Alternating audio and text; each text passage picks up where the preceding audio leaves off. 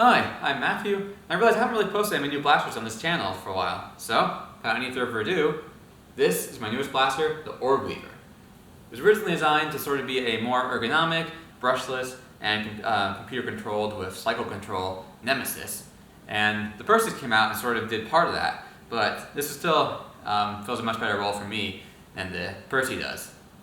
Mainly in that it's brushless and it's got cycle control, which is really nice. Makes firing it, it pretty much hides the fact that it's a hopper blaster, and it gives you much of the consistency of a mag fed, since it can detect there's a ball there and will actually always fire one of the trigger pulls, or like you'd expect from your normal flood on earth blaster. So, without any further ado, I guess I'll just go over a lot of the little features that are in this blaster and some of the niceties of it. So, 3D printed, the files are all up on my GitHub. And one of the first things is it's got a nice little feed gate here. It's designed for, I forget the brand of it, but these are supposed to be the nice ones. I think Bunker Kings or something. And I'm pretty happy with it. It works really well. You can just go and top some more balls in, just like that. Works nicely. Although, with that, there's also a magnetic clasp. You can pop it open, and this will magically pop back. Just nice for even faster refilling. I'll probably get some paintball pods or something for this to be able to easily topping it off as I run or something. It's pretty ergonomic. I'm pretty happy with that. Certainly more so than like a Nemesis. And the capacity of it's actually pretty good. I was able to fit 68 rounds in it and fire them without any issue. And yeah, so more than the Percy for sure. Unless you get an big extended hopper. And speaking of the hopper, this hopper can be easily swapped out. It's another one of the nice hidden features of it. There's 8 screws in the bottom here, which can't really be shown in the video, although I will give a view of the inside of the hopper here. The balls sort of cover them up, but yeah, remove those 8 screws and you can just lift the hopper right off, and then once you do that, just pop a different one on. So you can easily go with, like, I don't know, a double height hopper. That's sort of be a ridiculous top hat, but you can do that. Or a half height compact hopper. Cut off the Picatinny Tiny rail here too, and you can have a pretty compact blaster at the cosmic capacity. So that'll still be pretty useful, I imagine. So that's a nice feature. Another nice little thing here is, as you can sort of see in here, you can actually see the ball that's in the chamber, so to speak. The cycle control switch is right here. And I'll explain how that works in a second. But that means that you can actually tell if it's actually loaded and will fire the moment you tap the trigger. As long as you can see a ball in here, you know for sure that when you tap the trigger, it'll fire pretty much instantly. And speaking of that, another nice thing is that these brushless motors I picked are powerful. The FPS range of this is up to 180. And even at like 180, it still revs the whole thing up in like 150 milliseconds or so.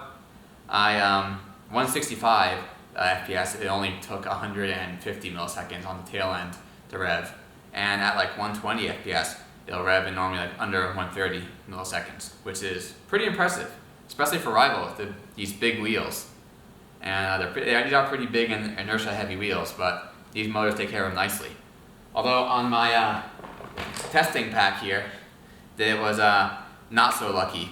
Even just like going for 120 FPS or 150, I was getting into the 200s for rev time. But then, and for 180, I was getting half a second for rev, which was not good. But switching over to the a big LiPo just fixed that. So yeah, these packs were just heavily current bottlenecking it, which is fine. It's a test pack, and with fly shot, it doesn't really matter because it'll automatically adjust the rev time to compensate. Thanks Walker for designing that. That worked really nicely for here. So glad about that too. And yeah, that's most of the features. Oh yeah, I like the brass tubing I put in there. It doubles as the switch guard, which is convenient, and this looks great. The battery chamber here is pretty big and honking and hefty. It's fitting a 4S 3000 mAh graphene in there, which is a beast of a battery. And the thumb screw here is just for gripping it and pulling the cover off. The actual screw secures it right here. I guess you can use another thumb screw there too if you wanted. And weight-wise, it's actually pretty heavy too. It's about 6 pounds, mainly because I printed the plastic pretty dense and strong. which is nice. There's really no flexion here. This thing is like a brick, but it also sort of weighs like a brick. It's not too bad though. It's fairly balanced. As you can see in the photos, I can just put this thing and it'll stand up on the actual handle, which is nice. So yeah, not too bad at all.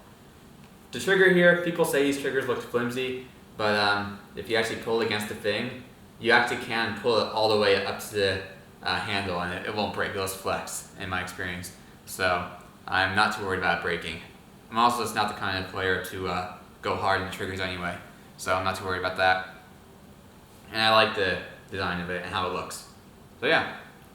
Oh yeah, the hopper, hop up. In here, it's just a little screw into a nylock nut. There's actually an adjustment hole right here, so you can just stick a screwdriver right in there and just turn it as you desire and enable easy in the field adjustment of your hop up to be stronger or weaker. And a nice little feature of it. And yeah, I think that covers about the basics of it. I guess all that's left is really a nice little firing demo.